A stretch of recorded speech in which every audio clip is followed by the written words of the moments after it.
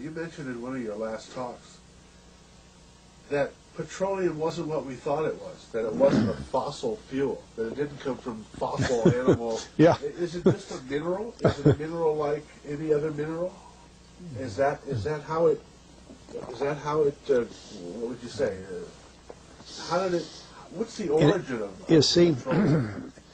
when they first found petroleum, because they were beginning to make motors and needed on axles of wheels on railroad trains and all that sort of thing, and remember, trains started in the beginning of the 19th century, then oil went from just a lubricant to a fuel, and it made it valuable.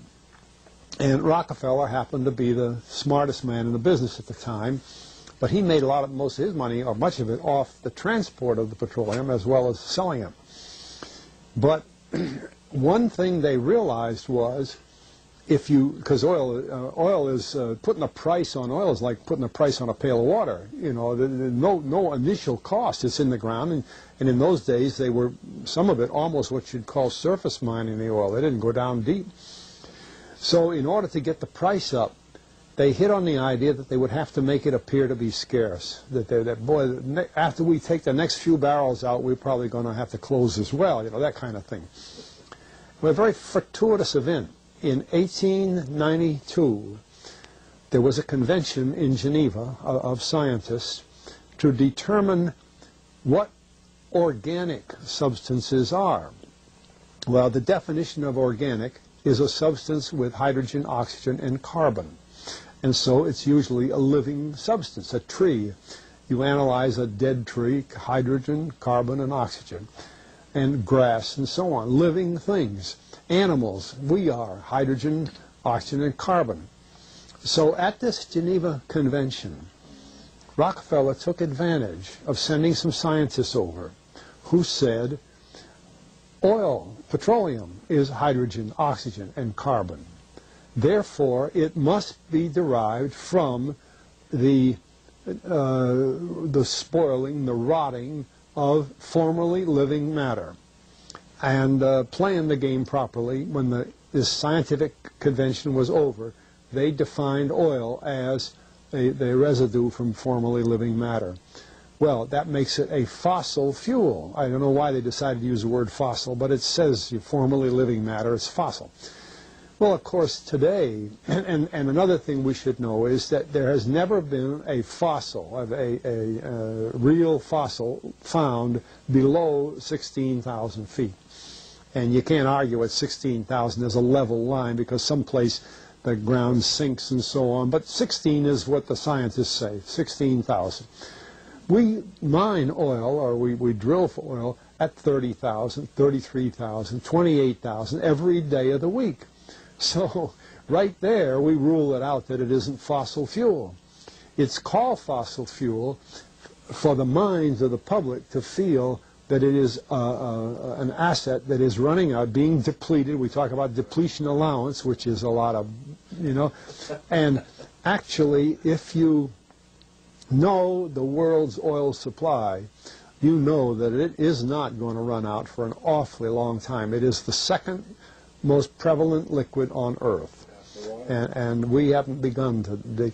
Well, with all that background, you see, the people in charge of the petroleum business, for perfectly reasonable business things, like any other man in the business, wants to keep his price as high as he can get away with.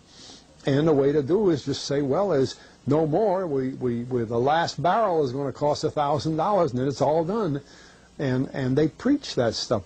What bothers me is that in geology books, it's in there. The geologists say it's a fossil fuel. Somehow they've been bought. I mean, I went to a 4-year federal staff energy seminar run by the government of the United States during the so-called energy crisis. I was the participant that represented the railroad industry. The airline industry was there. Every AA, administrative assistant of senators and congressmen, was there.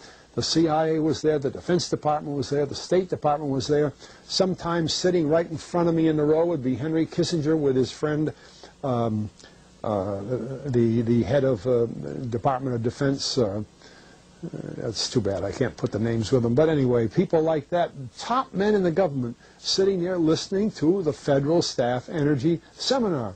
Well, what this was doing is for 4 years, they were teaching a propaganda line to the leading people in this country, and therefore to the leading people in the world, when you include the Schlesingers, Kissinger and Schlesinger, among others. And the object of it was, as Kissinger used in his own terms when it was time for him to speak, to create a world price for oil. In other words, not 30 cents a gallon here and 90 cents a gallon there, but let's get a world price. That's their goal, and they're trying to do that for wheat and everything else. We don't realize what the controls are, whether it's oil or some of these other things. Almost everything today is being categorized at the highest price they can possibly make it go. And so calling petroleum a fossil fuel is the basis for this system with respect to petroleum. And I don't know if the name Arthur Kantrowitz rings any bell. Arthur Kantrowitz is the head of the Kantrowitz Labs set up by the AVCO company near Boston, Scientific Laboratories, and a great man in the scientific world. And Kantrowitz and I were sitting at a table at this seminar once, and the table happened to be all young college grad, PhD geologists. And so just to get a conversation started, I turned to Kantrowitz and I said, Arthur, what do you think about this foolishness of these speakers talking about fossil fuel? And it was kind of put up. He started laughing. He said, you know, that gets me. He says, I don't have a geology degree, but he had 1,000 other degrees. And he said, I don't understand. He said, you'd think that these heads, these other fellows at the table, we did it on purpose, start listening, you know. And he asked, he said, are you gentlemen? He says, you're here at the meeting. Are you gentlemen by any chance geologists? And one fellow, yes, I am. And the other, yeah. He said, well, why don't you tell me? He said, why is oil, you know, and he went on like that. We brought the house down because nobody could argue with Kantrowitz. He like Einstein. People aren't going to, and he told him right there, he said, just drop it. But it's in all the books and in all the papers. But it started from that strange meeting in 1892, a scientific convention. I have a big, thick scientific encyclopedia put out by the Divan Ostrand Company that's about 15 years old now, but it has the whole story of the conference. It doesn't have the Rockefeller part, but it has the whole story of how they straightened out organic chemicals and how it was all figured, and they've got petroleum right in there. Amazing. Amazing. So these aren't accidental things, you see. There's a dollar sign behind almost everything. Okay.